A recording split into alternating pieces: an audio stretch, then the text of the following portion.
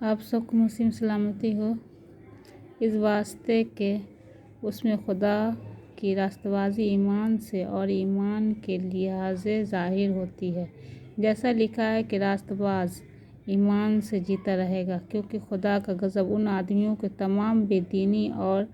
راستی پر ایمان سے ظاہر ہوتا ہے جو حق کو ناراستی سے دبائے رکھتے ہیں، کیونکہ جو کچھ خدا کی نسبت معلوم ہو سکتا ہے وہ ان کے وطن میں ظاہر ہے، اس لیے کہ خدا نے ان کو ان پر ظاہر کر دیا، کیونکہ اس کی ان دیکھی صفتوں یعنی ان ازلی قدرت اور الوہیت دنیا کی پیدائش کے وقت سے بنائی ہوئی چیزوں کے ذریعے سے معلوم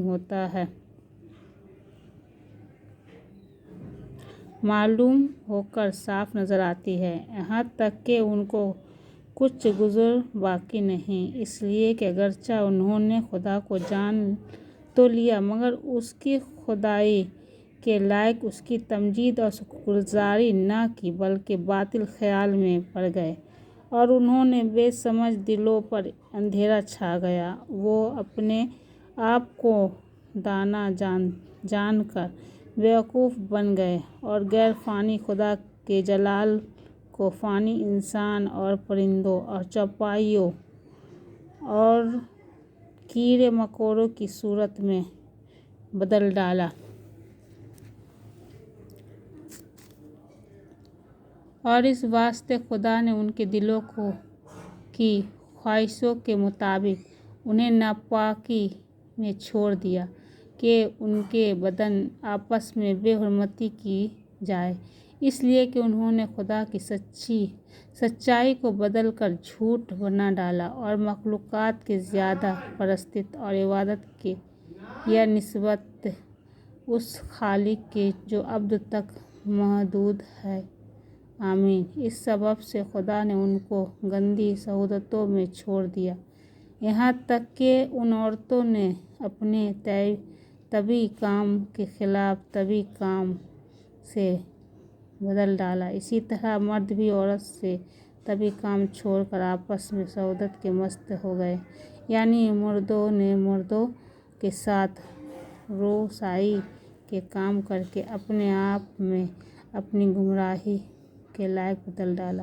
جس طرح انہوں نے خدا کو پہچاننا ناپسند کیا، اسی طرح خدا نے بھی ان کو ناپسندیدہ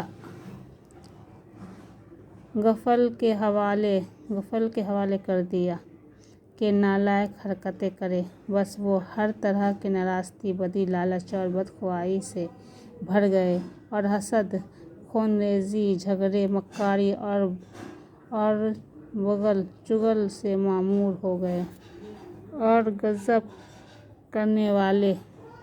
بدگو، خدا کی نظر میں نفرتی، اوروں کو بے عزت کرنے والے، مغرور، شیخی بازیوں کے باقی، ماں باپ کے نافرمان، بیوقوف، عہد شکن، طبعی محبت سے خالی، بے رحم ہو گئے، حالانکہ وہ خدا کا یہ حکم جانتے ہیں کہ ایسے کام کرنے والے موت کی سزا کے لائق ہیں، پھر بھی نہ فقط آپ ہی ایسے کام کرتے ہیں بلکہ اور کرنے والے سے بھی خوش ہوتے ہیں۔ بس اے الزام لگانے والے، تو کوئی کیوں نہ ہو، تیرے پاس کوئی عذر نہیں، کیونکہ جس بات کا تو دوسروں پر الزام لگاتا ہے اسی کا تو اپنے آپ کو مجرم ٹھہراتا ہے، اس لیے کہ تو جو الزام لگاتا ہے خود وہی کام کرتا ہے، اور ہم جانتے ہیں کہ ایسا کام کرنے والے کی عدالت خدا کی طرف سے حق کے مطابق ہوتی ہے۔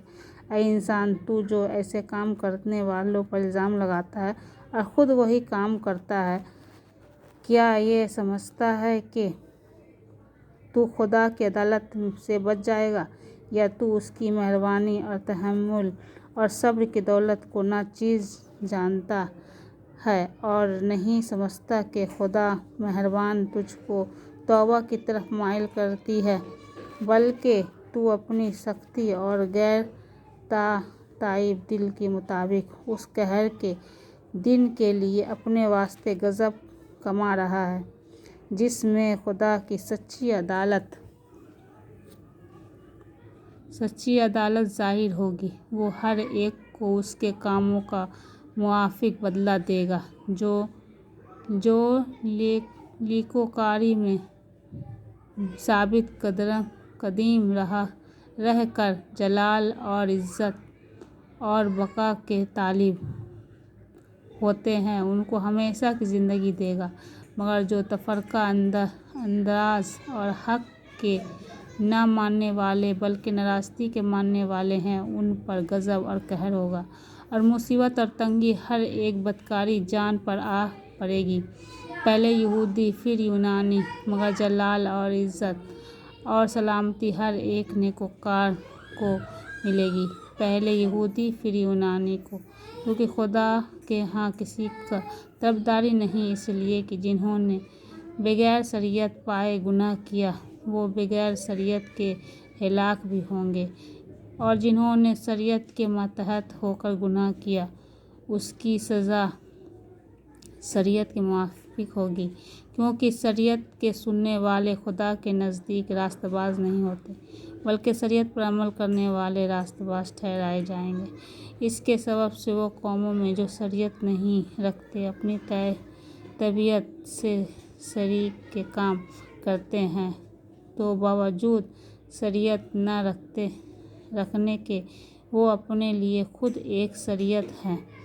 چنانچہ وہ شریعت کی باتیں اپنے دلوں میں لکھی ہوئی دکھاتے ہیں، اور ان کا دل بھی ان باتوں کو گواہی دیتا ہے، اور ان کے باہمی خیالات یا تو ان پر الزام لگاتے ہیں یا ان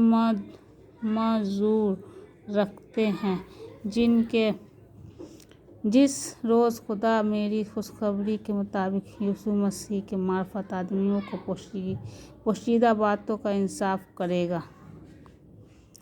بس اگر تو یہودی کہلائے تو شریعت پر تکیہ اور خدا پر فخر کرتا ہے اور اس کی مرضی جانتا اور شریعت کی تعلیم پا کر عمدہ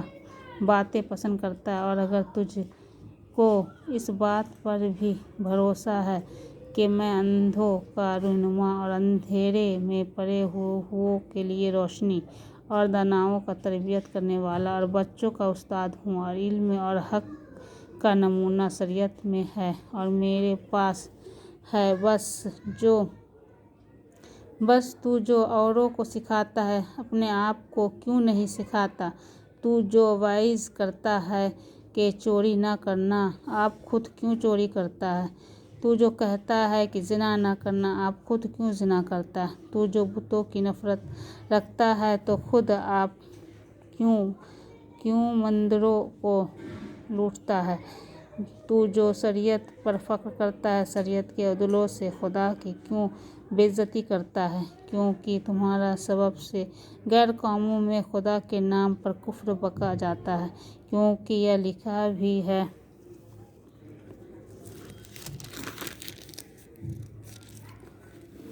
کہ ختنہ سے فائدہ تو ہے بس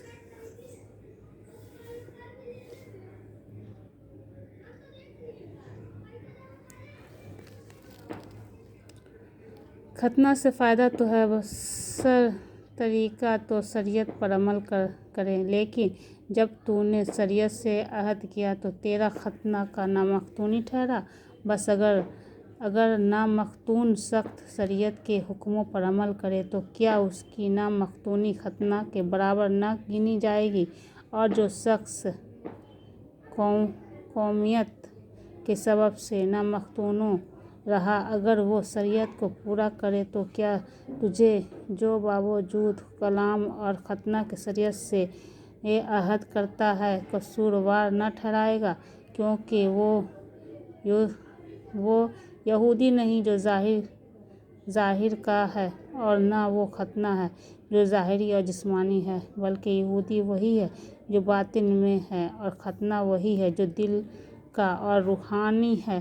کہ لفظی ایسے کی تعریف آدمیوں کی طرف نہیں بلکہ خدا کی طرف سے ہے۔ آمین۔